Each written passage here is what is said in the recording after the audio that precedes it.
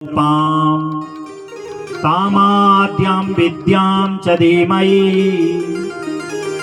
बुद्धिं यानः प्रचोदयात्। सौनकादि ऋषियों ने पूछा, व्यास जी ने माँ भगवती की से प्रार्थना की, हे माँ भगवती मेरे पे ऐसी शक्ति देना कि मैं तेरा चरित्र, यह दिव्य चरित्र लिखने में किसी प्रकार की बाधाएं मेरे अंदर ना आए। ऋषियों ने सूत जी से, सौनकादि ऋषियों ने सूत जी से पूछा कि सूत सूत महाभागा धन्योऽसि पुरुषार्षवा यदाधीतस्त्वया सम्यक् पुराण सहिता सुवा।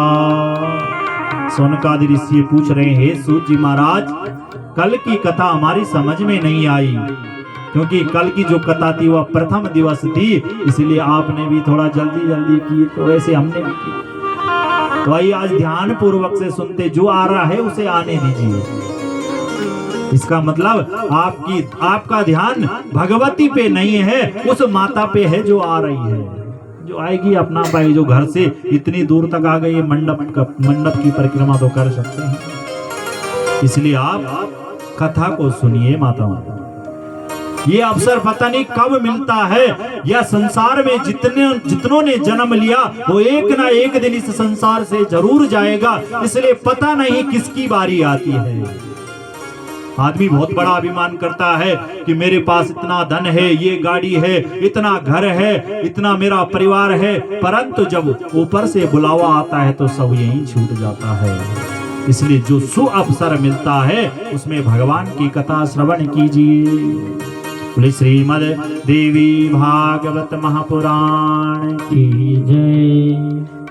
हमारे पूज्य बड़े जी आ रखे हैं, घंटाकर्ण देवता के अवतारी। आपके सानिध्य में भी श्रीमद् भागवत महापुराण और नरसिंह पुराण हुआ था घंडियाल देवता में, आप सभी आए थे।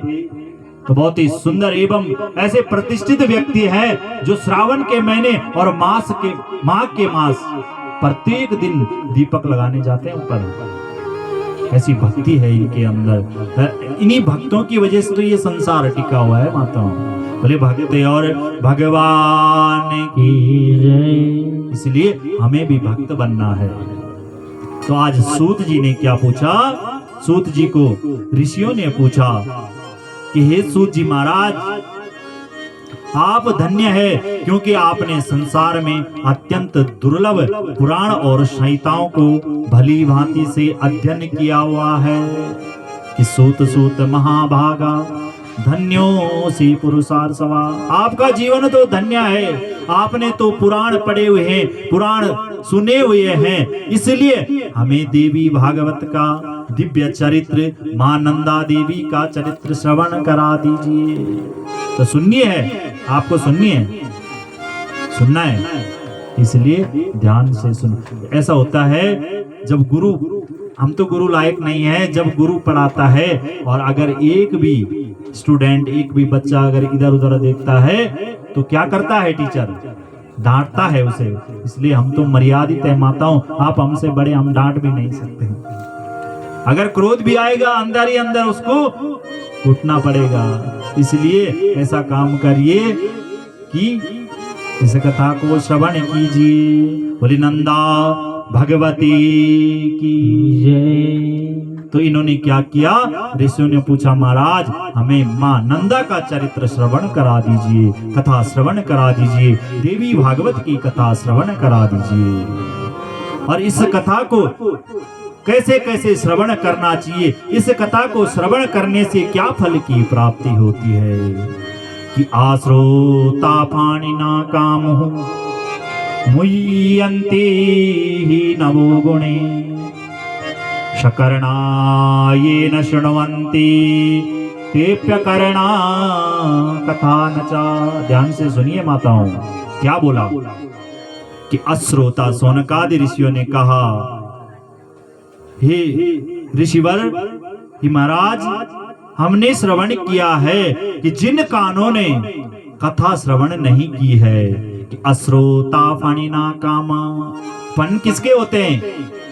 सांप के होते हैं फन। वो कान कैसे हैं? जैसे सांप का बिल होता है। तो बताइए, सांप के बिल बनाने हैं आपको? नहीं, आपको तो भगवान की कथा श्रवण करनी है। इसलिए हमें क्या, अपने कानों को मधुर बनाना है। हमें मां भगवती का चरित्र श्रवण करा दीजिए। जो मनुष्य इन कानों से भगवान की कथा नहीं श्रवण करता है, वह कान व्यर्थ है माताओं।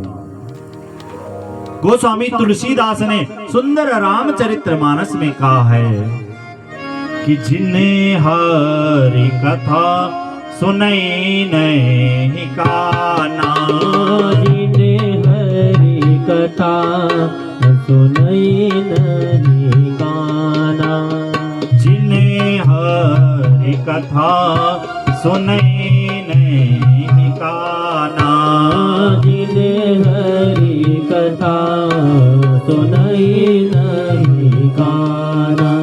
क्या कहा है कि जिन्होंने, जिन कानों से हमने भगवान की कथा नहीं श्रवण की करी है, वह कैसे है कि श्रवण रंध्र आई भवन समाना।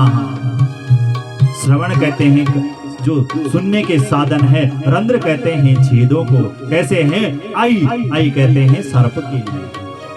कान तो है माताओं, परंतु सर्प के बिल जैसे हैं। इसलिए सर्प के बिल को मत रखिए, भगवान की कथा श्रवण कीजिए। ऐसे क्या सौनकादि ऋषियों ने सूत जी से कहा, महाराज जो भगवान की कथा नहीं श्रवण करता है, वह मनुष्य के कान कैसे हैं? जैसे सर्प के बिल होते हैं। इसलिए हमें मां का चरित्र श्रवण करा दीजिए। तो सूत जी ने कहा, हे ऋषियों, आप धन्य हैं, आपने ऐसा दिव्य चरित्र के लिए मेरे से कुछ पूछा है कि धन्यो हामिति भाग्यो हम पवितो हम महात्मवे यद पृष्ठम समोहत पुण्यम पुराणम वेद विश्रुतम। ऋषियों की आग्रह जब बार बार थी तो सूत जी बोलने लगे, मैं धन्य हो गया। जो कथा भी श्रवण कराता है उसका जीवन भी धन्य हो जाता है। जिस प्रकार से एक गुरु जब अपने बच्चे को पढ़ा, छोटे किसी के भी बच्चे को पढ़ाता है, वह बच्चा आगे जाके क्या होता है? बड़ा इंजीनियर बन जाता है, बड़ा साइंटिस्ट बन जाता है। और बाद में जब गुरु को पता चलता है कि मैंने इस बच्चे को पढ़ाया है, या बच्चा साइंटिस्ट बन गया, अच्छा मैकेनिकल इंजीनियर बन गया, तो गुरु का भी क्या होता है? सरगर्व से ऊपर हो जाता है। इसी प्रकार से आज सूत जी भी धन्य हो गए। सूत जी ने कहा, महाराज मैं धन्य हो गया, मैं बड़ा भाग्यशाली हूँ। आप महात्माओं ने वेद विस्तृति तथा अत्यंत पुण्यप्रद श्रीमद् देवी भागवत कथा के संबंध में मुझसे पूछा है।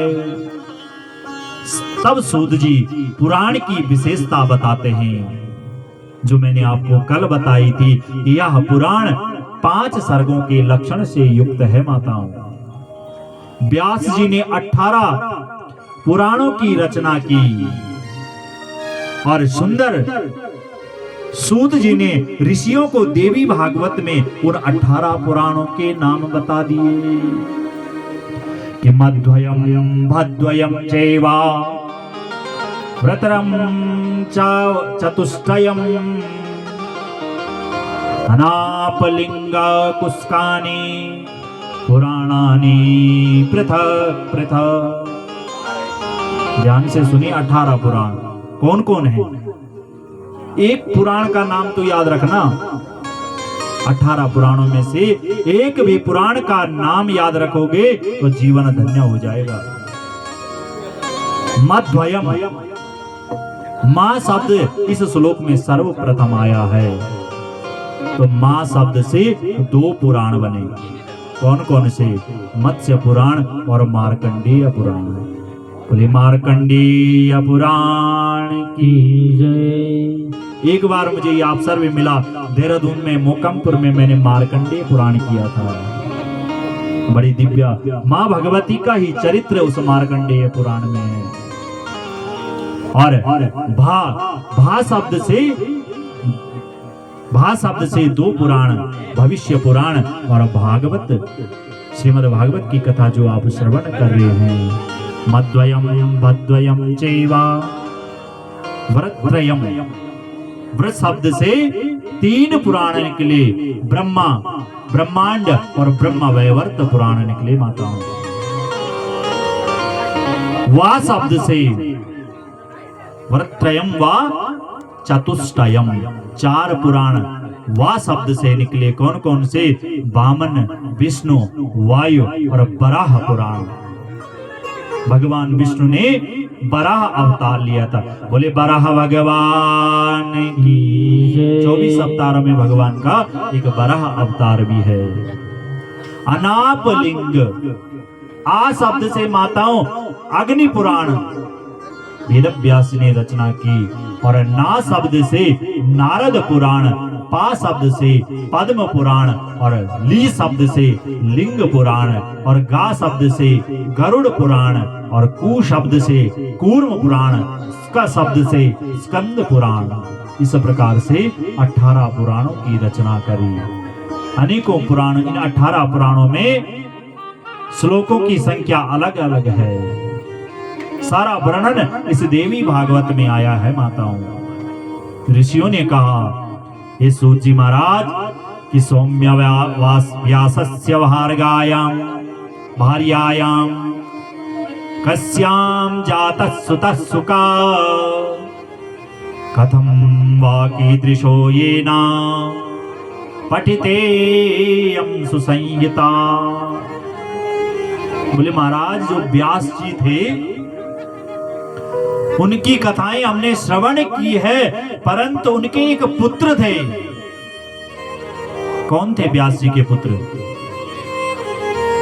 बोले श्रीमद् देवी भागवत महापुराण की जय। व्यास जी के पुत्र सुखदेव जी थे, जो श्रीमद् भागवत में आप कथा श्रवण कर रहे हैं। अगर ध्यान से सुनेंगे तभी तो पता आएगा। सुखदेव जी व्यास जी के पुत्र हैं। तो ऋषियों ने कहा, महाराज सौम्यम व्यासस्य भार्याया, जो सुखदेव जी थे, ये व्यास जी की किस धर्म पत्नी से इन्होंने जन्म लिया था और इनका जन्म कब हुआ था, या सारा इन्होंने वेदों का अध्ययन कब किया था, पुराणों का अध्ययन कब किया था, मुझे सारा वृत्तांत बता दीजिए। तब सूत जी ने कहा, महाराज कि पुरा सरस्वती तीरे व्यास सत्यावती सुता आश्रमे कलिविंको तो दृष्टवा विस्मागता। तब सूत जी कहते हैं, महाराज ध्यान से सुनिए, प्राचीन की बात है। एक दिन सत्यवती के पुत्र, व्यास जी की मां का नाम क्या था? सत्यवती। सत्यवती के पुत्र जो व्यास जी थे, वह सरस्वती नदी के किनारे बैठे हुए थे और ध्यान मग्न होकर बैठे हुए थे। इतने में उन्होंने अपने आश्रम के सामने क्या देखा? एक गौरैया का पक्षी। वह दोनों जोड़ा, पति और पत्नी, क्या कर रहे हैं? उन्होंने घोंसले पे अंडे दिए हुए हैं और जो माँ है वह अंडों के ऊपर बैठी हुई है, कवर करे हुए हैं अंडे। ऐसा ना हो कि कोई दूसरा पक्षी आकर मेरे अंडे को नष्ट कर दे। और जो पुरुष है वह क्या दाना चुग कर ला रहा है और अपनी धर्म पत्नी को भी खिला रहा है। व्यास जी ने देखा, कुछ समय और व्यतीत हुआ और उन अंडों से छोटे छोटे बच्चे निकल जाते हैं। अब माँ भी अपने बच्चों के पालन के लिए उठती है और मुंह पे, पक्षी को देखा है ना, मुंह पे दाना लाती अपने बच्चों के लिए और दूर से दाना लाकर वह जैसे ही पक्षी घोंसले के नजदीक आ रही है तो बच्चे मुंह खोल रहे हैं और माँ उनके मुंह के अंदर दाना डाल रही है। व्यास जी ने देखा, ये कैसा दृश्य है। हम मनुष्य होकर, मैं मनुष्य होकर मेरी कोई संतान नहीं है और यह पक्षी क्या है, अपने बच्चों के लालन पालन के लिए कितना समय व्यतीत कर रहा है, कितनी कठिनाइयां झेल रहा है। व्यास जी चिंता में पड़ गए। यह अद्भुत प्रेम देकर उन पक्षियों का प्रेम अपने पुत्रों के प्रति देखकर व्यास जी क्या हो गए, चिंतित हो गए। लेकिन मनुष्य के बच्चे होते हैं, इसी प्रकार से सेवा करनी पड़ती होगी, इसी प्रकार से लालन पालन करना पड़ता होगा। जब बच्चे छोटे रहते हैं, जब तक चलने लायक नहीं होती है, तो हमारे माता पिता भी हमारा लालन पालन इसी प्रकार से करते हैं, जिस प्रकार से एक पक्षी अपने बच्चों के लिए दाना लेकर आ रही है। यह बात सोचकर आज व्यास जी चिंतित हो गए। बोले धन्य है यह पक्षी जिनका इस संसार में पुत्र या पुत्रियों ने जन्म लिया है। यह ग्रस्त जीवन तभी धन्य है जब हमारे पुत्र या पुत्री हमारे घर पर जन्म ले लेती है। इस प्रकार से सोचते सोचते आज व्यास जी के मन में क्या उदासीन आ गई माताओं कि अपुत्रस्य गतिर्नास्ति स्वर्गे निवेचनेव च पुत्रादन्यारणास्थित परलोकस्य साधनम। व्यास जी सोचने लगे अपुत्रस्य गतिर्नास्ति, जिसके घर में पुत्र और पुत्री नहीं है उसकी कोई गति नहीं है। प्रत्येक माँ चाहती है जब विवाह हो जाता है तो प्रत्येक माँ चाहती कि मेरे गर्भ से पुत्र या पुत्री का जन्म हो, तब मेरा जीवन धन्य हो जाए। ऐसी आज व्यास जी सोचने लगे, मैंने इतने पुराण लिख दिए, सब कुछ मैंने रचना कर दी, परंतु मैंने जो स्वर्ग जाने का जो मेरा मार्ग है वहां तो मेरा बंद है। अभी जब मेरे घर में कोई पिंडदान देने वाला और इन पुराणों को पढ़ने वाला होगा ही नहीं, तो इस विद्या को आगे कौन पहुंचाएगा। या सोचते सोचते आज उदास हो गई, मुख मलिन हो गया माताओं। एवं चिंतयतस्तस्य नारदो मुनिसत्तमम् यच्छ्रिया समायातो वीणा पाणी समाहिता। इस प्रकार से सोचते सोचते आज विचार कर रहे थे कि उसी समय संयोगवश मुनि श्रेष्ठ नारद जी हाथों में वीणा धारण करके उस स्थान पर आ जाते हैं। आज नारद जी को देखकर व्यास जी उदास बैठे हुए थे, तो व्यास जी को नारद जी ने पूछा, बोले महाराज क्या हुआ। बोले कुछ नहीं, तो आज सारा वृतांत बता दिया मैंने, सारी धन वैभव। इस समय तो लोग ऐसे बोलते हैं कि मेरे पास धन है, वैभव है, गाड़ी है, बंगला है, परंतु घर पे इसको आगे चलाने वाला कोई नहीं। परंतु उस समय व्यास जी ने क्या बोला माताओं, मैंने 18 पुराणों की रचना कर दी, वेद लिख दिए, शास्त्र लिख दिए, उपनिषद लिख दिए, परंतु इनको आगे इस संसार में ले जाएगा कौन। इसलिए मेरा मुख आज मलिन है। सारा वृतांत बता दिया। तो तब नारद जी कहते हैं कि पाराशर्य महाभागा यत्तम पृच्छसि गामहि तमेवर्थम पुरा पृष्ठा पित्रा में मधुसूदना। बोले हे व्यास जी बस इतनी सी बात है। बोले हाँ, मैं चिंता में हूँ क्योंकि मेरा कोई पुत्र भी नहीं है, इसलिए शास्त्र भी कहते हैं कि अपुत्रस्य गतिर्नास्ति, अपुत्र की कोई गति, जिसके घर में पुत्र नहीं होता है उसकी कोई गति भी नहीं होती है। बोले मुझे क्या करना चाहिए। तब नारद जी कहते हैं, बोले ध्यान से सुनिए कि पाराशर्य महाभागा यत्तम पृच्छसि मामहि। बोले जो बात आप मुझसे पूछ रहे हैं तमेवार्थम पुरा पृष्ठा, यह बात मैंने अपने जन्म दाता इस सृष्टि के रचना करता ब्रह्मा जी से पूछा था। बोले फिर क्या हुआ। बोले ब्रह्मा जी के समझ में भी यह बात नहीं आई, तो उस समय भगवान विष्णु क्या तप में बैठे